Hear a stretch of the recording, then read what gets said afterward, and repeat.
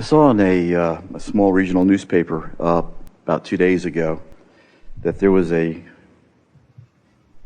writers' gathering.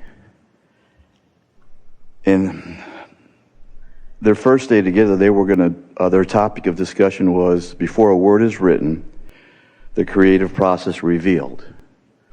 And I'm thinking probably in a lot of professions it's something similar, but specifically for a writer, what creative process can a writer take deliberately to benefit their writing process in writing a book?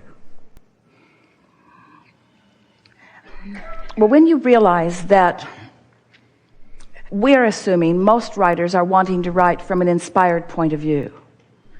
In other words, it's a really rare person who has been moving through life and has been gathering up pieces of information, and now they just want to put all of those pieces of information together for, in other words, most of you are not writing users' manuals for toasters.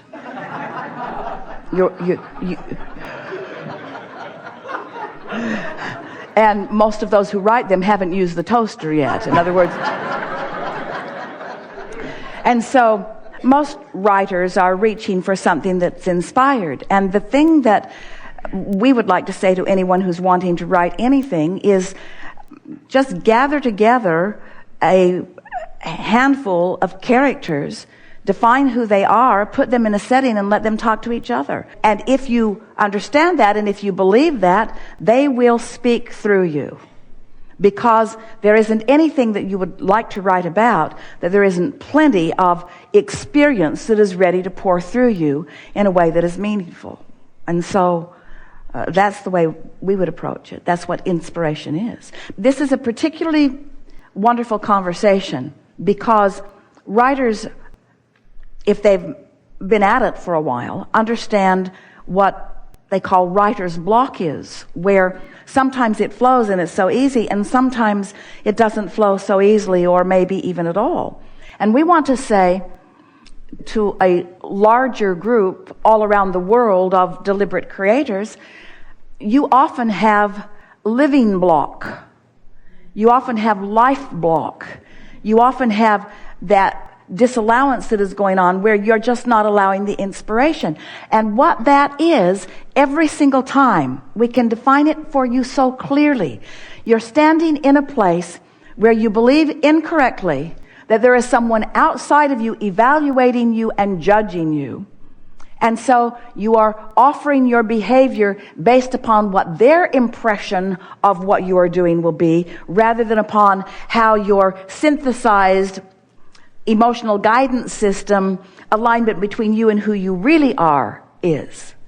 And so everything that we've been talking about has been about the path of least resistance. And the path of least resistance is the opposite to what a writer's block is. And the path of least resistance is in harmony with what inspiration is. And so, as it turns out, with writing or with living of a day of life in any way, this is the thing that we want to say to all of you. It's all about the preparation. Stay with us. We're going to give it to you fully. Friends say, Abraham, I've jumped out of an airplane. I have no parachute. What do you think I should do next? And we say, hang on, it will be over in a little bit. Because the preparation is sort of paramount. The fact that you're in an airplane, you've jumped from the airplane, and you have no parachute sort of dominates the situation here. You get what we're saying? So if you've just had a fight with your wife, and you haven't liked her for the last 10 years anyway, and you have a long list of things about her that annoy you, and you let how you feel about her be the factor that influences the way you feel about most things. So you're all wadded up and not in sync with your source at all. When you sit to write, it's going to be bound up. It's the preparation, you see.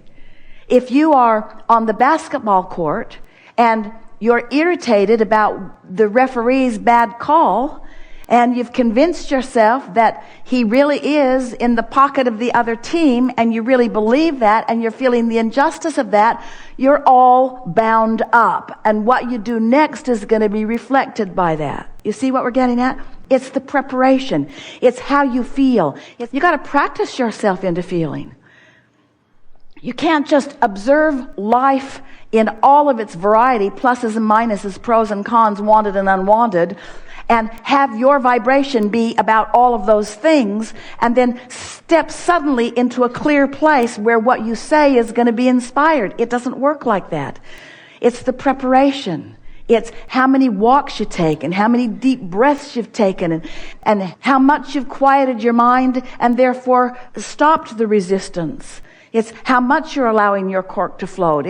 It's the preparation, you see. And it's not a lot of preparation. We're talking about 30 days, really, of deciding that you are an extension of Source energy, and that Source has something to say, and that Source is really unlimited and will talk to you about anything that it matters to you, and that Source is particularly expertise on the things that you have defined that are important to you, and that they're all queued up in your vortex, and that anything that you want is ready to unfold, ready to be revealed, ready to be realized by you in a really satisfying way. And so it's about the preparation. It's not about what you do at work. It's how you felt going to work. It's not about how wise you were in a debate that you had with someone. It's how much love you had in your heart going into the debate. It isn't only about the agility and talent that you've trained your body to perform. It's about your attitudinal stance prior to the performance. It's the pre-paving. It's the alignment. It's the practice of the energy.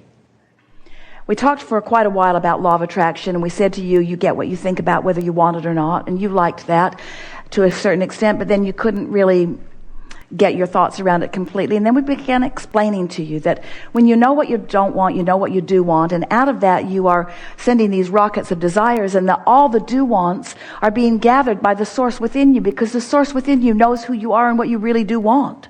And so when you don't have enough money and you want more money because you don't have enough freedom and you want more freedom, because you don't have enough leverage and you want more leverage, because you don't have enough belief in your ability to choose and you want more belief in your ability to choose. In other words, all day, every day, you are honing from life this creation of who you really are. And so we explained to you that there's this vibrational reality that exists.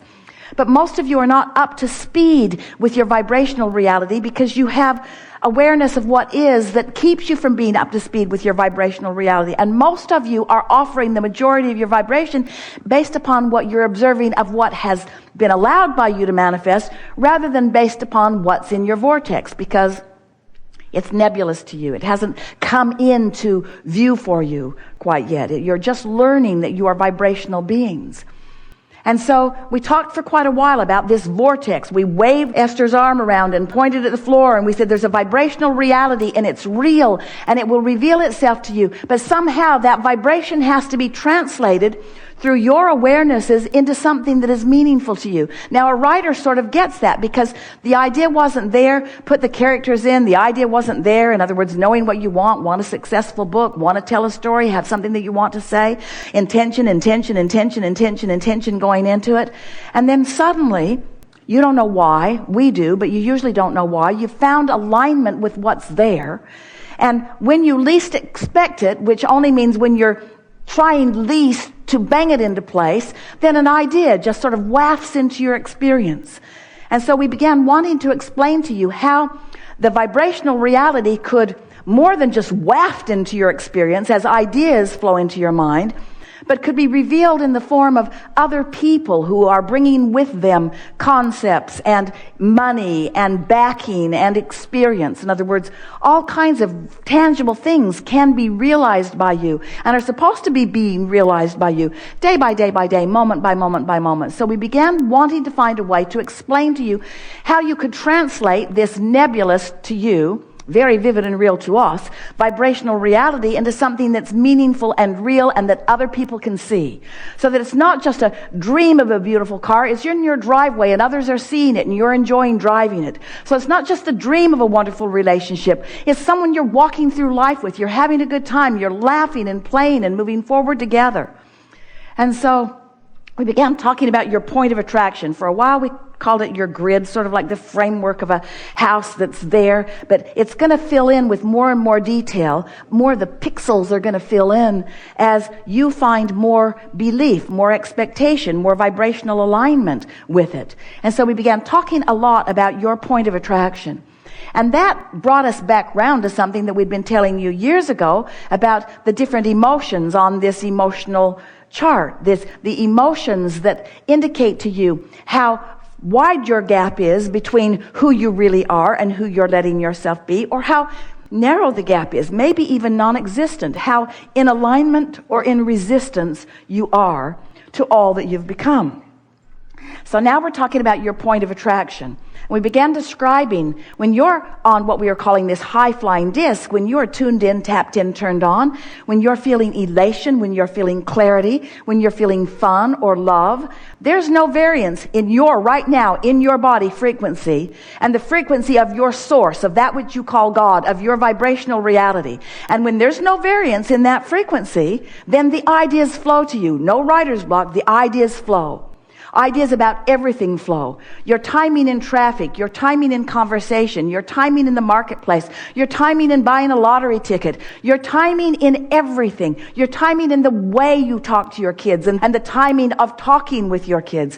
Everything is enhanced when you're tuned in, tapped in, turned on, when you're in sync with that high vibration, the frequency that matches the frequency of your vortex. But if you're ornery, then that's a whole other point of attraction. So we began trying to make this, your point of attraction, feel real to you. Are you on the high-flying disc where wonderful things are flowing to you? Or are you on the ornery disc? Well, how would you know you're on the ornery disc? You feel ornery.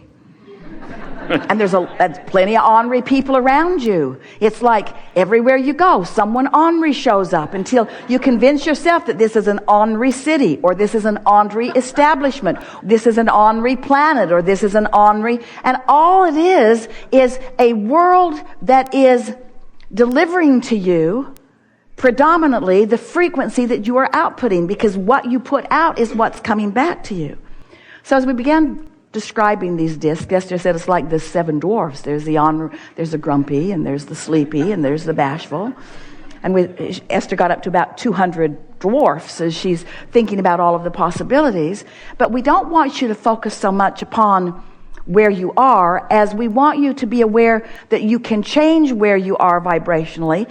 But when you're in the midst of it, that's the hard time to change it. In other words, once you're already ornery, it's kind of too late.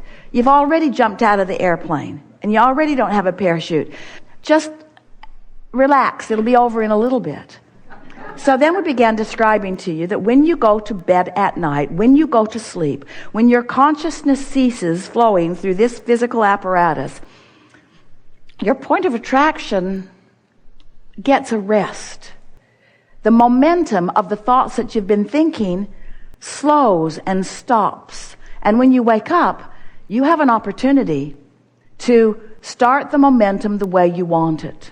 But you can't just jump right back into your life, because you'll just pick up the momentum right where it was, and you'll just jump right back on the familiar disc where you are, and your point of attraction won't shift much. And then conversations like these will just annoy you, because it feels to you that you're not thinking your thoughts. It feels to you that your thoughts are thinking you. It doesn't feel to you that you're choosing who comes to you. It feels to you that they're choosing coming to you, and that you need to protect yourself from those that might come sometimes. But after a little while, if every morning when you wake up, you acknowledge, hey, I'm starting new today. I've pushed the reset button, and I can find a thought that feels good to me, and I can hold it long enough that a little momentum will go. And as you show yourself your ability to choose the direction of your thought, more important, to choose the emotion that you would like to feel, and then practice it until law of attraction says, yes, that's who you are, you own that, here's more. Yes, that's who you are, you own that, here's more. Here's more, here's more, here's more, here's more, until you begin to develop a deliberate stability of where you stand, you see.